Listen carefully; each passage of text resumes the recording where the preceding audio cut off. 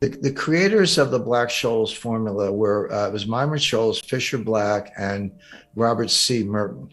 And it's called Black-Scholes, but everyone recognizes that Bob Merton made indispensable contributions mathematically, and he shared the Nobel Prize. To their credit, by the way, when those guys won the Nobel Prize in '97, Fisher Black had passed away, but Bob and Myron took the money and split it three ways and gave 1/3 to Fisher's widow, which was a very a classy thing to do. So that was and well deserved, of course. But so we had two Nobelists, but the average IQ around the place was like 165 or something. It was crazy. You should always aspire to be the dumbest guy in the room, and I actually achieved that on a number of occasions. But we had MIT professors. David Mullins was former vice chairman of the Fed, the youngest full professor in the history of Harvard University, and lesser known names, but well known in the industry. Greg Hawkins, we call him the Hawk. So there was no shortage of talent. But so John Goodfriend from Solly was there as well. He was not. John Goodfriend was the boss at Solly when these guys coalesced as the in-house arbitrage team. Okay.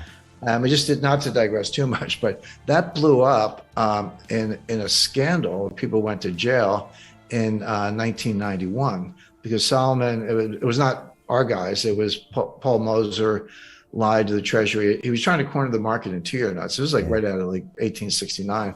It was the gold squeeze, but he was trying to corner the market in 2-year notes, and there was a ceiling on how much any dealer could own. I think it was 25 or 30% of the issue. But he lied. He said, well, we're bidding for customers, which was okay. And he bought like 70% of the issue, but he lied about the fact that it was for the house account. He was saying it was for customers. And of course, he came close to cornering the market, but it was found out. He went to jail. But that caused the board to fire everybody. John Merriweather was not fired, but he chose to resign in the face of, he was not implicated, but it was kind of like, he was vice chairman, so it was hard for him not to be affected. But then they left as a group and formed Long-Term Capital Management. So we moved to Greenwich, Connecticut. So we were the northern version, reincarnation of the Solomon Arbitrage Group, of which Goodfriend had been the boss. Right. I met Goodfriend later, spent a lot of time with him. Interesting guy. But how so? What they missed. How so? What he in a very well dressed, $3,000 suit and tie kind of way. He was very vulgar. But it was like second nature to him. He wasn't like a guy gratuitously throwing around the F word. It was just the way he talked. And but he was a real Wall Streeter, very wealthy and all that. But he was every bit as vulgar in speech as I had been led to believe. So I was like, okay, you're the real deal.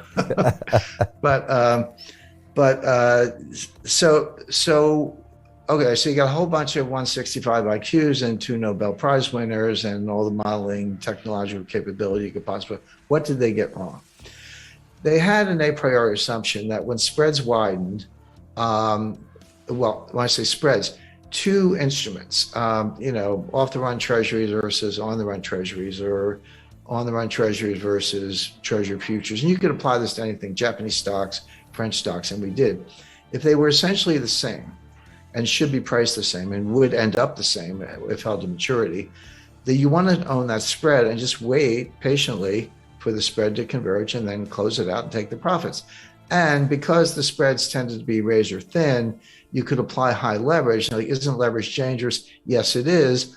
But if you have a sure thing, if you know it's going to converge, and in fact, they were going to converge, you could leverage it comfortably and you were just going to make more money. So that's the idea.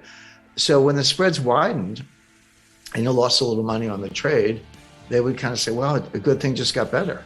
Like the old school traders would say, it's nature's way of telling you you're wrong and get out of the trade. But long-term capital is like, wait, good thing just got better, buy more. Widens, hey, buy more. This thing's getting richer all the time. And then, but what's happening, of course, is that you're walking into a trap, because at the end of the day, in a global liquidity crisis, the spreads go like this. And then the old, it's not a cliche, it's true. Markets can remain irrational longer than you can remain solvent. And that was what they missed. We had $4 billion in cash. and we leveraged through futures and all that. And we had $1 billion line of credit. We had repo facilities everywhere. We were tough negotiators when it came to margin calls and all that stuff. And as I say, our accounting was so good, we knew how much we lost to the penny. This was never a case of mismarking or, gee, the market's going to get, what's going on? We knew exactly what was going on. That was kind of the scary part. It was like we did know exactly what was going on. But things like that have two stages. Stage one is the market's moving against you, and instead of getting out early, these guys doubled down in what's called a martingale strategy, in the firm belief that it would converge, which it would, but too late for them. But then there comes a time when the word gets out that you're the biggest victim, at which point you're the marlin and the old man in the sea. The sharks come at you. The street doesn't care about the market anymore. They systematically trade against you, and they will not stop until there's nothing left but the bill and the tail and the skeleton, that you're picked clean. So August was, the world's going against us. We're losing a lot of money.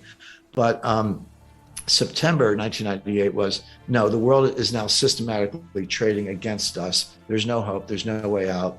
And then when we called the Fed, because we knew more about that anyone, of course, we absolutely did not expect a bailout, and we were not asking for a bailout. We said, there's no way the Fed's going to bail out a hedge fund. I mean, come on. But we just being good corporate citizens, we're like, man, this is a problem. We ought to let them know before it takes down the world, because that was in the process of happening. And I'll never forget Peter Fisher, who was head of the open market desk at the time, and Dino Costa's right hand, and Gary Gensler, who was assistant secretary of the Treasury. Now he's the head of the SEC. These guys never go away. Gary and Dino and Peter came up to Greenwich and sat with JM and me for 6 or 7 hours. And we had computers, of course, but we had printouts of the positions. We just went page by page. And at the end of this, hours-long presentation, Peter Fisher, his face was white, and he said, blanched, and he said, we knew you guys were going to take down the bond market. We didn't know you were going to take down the stock market, because we had $15 billion of stock positions. We were the largest risk arbitrager on the street. Nobody knew that. Like, hey, you guys are bond guys. What are you doing in the stock market? We were in every deal. If you go back and look, Lockheed Martin, Lockheed Boeing, Citibank Travelers, MCI WorldCom. You go back and look at the deals of the time. We were in every one, up to 4.9%, because you don't have to disclose until you hit 5. So we would cap ourselves out at 4.9. Nobody knew this. And it's like, you guys are going to take down every market in the world. And we would have. So that's when they went back and had breakfast with John Corzine, was the head of Goldman Sachs at the time, and Sandy Warner at JP Morgan, and David Kamenetsky was head of Merrill Lynch, and they sat down and cooked up the bailout. Then there was like no sleep for 5 days. But my point is, the best description of a financial crisis I've ever heard is, everybody wants her money back. Like, that's the easiest way to understand it. It's not like, this asset's bad, I'm out of this, I'm going into that, or I'm rotating out of this sector, getting into that sector, or no, it's like everybody wants his or her money back now. And so all asset classes behave the same way. They all go down, and all the spreads widen, and they keep widening until either there's a sequential financial failure, which was happening in 2008, by the way, just to jump ahead to that, or you shut every market in the world. We came within hours of closing every market in the world in 1998. We got the $4 billion in. There's a press release. Things calmed down, not right away, but we still lost more money after that. After Wall Street took us over, we lost another $500 million. But Alan Greenspan cut rates twice in a matter of days, and then things calmed down and kind of went back to normal. Actually, Wall Street made money on that deal. That wasn't their intention. They were trying to save their own skins. But a year later, it was liquidated, and they took their money back with a small profit. But at the time when you're in it, there's no rationality, there's no rotation, there's no safe harbor. It's like everything's going down. And we're getting close to that today.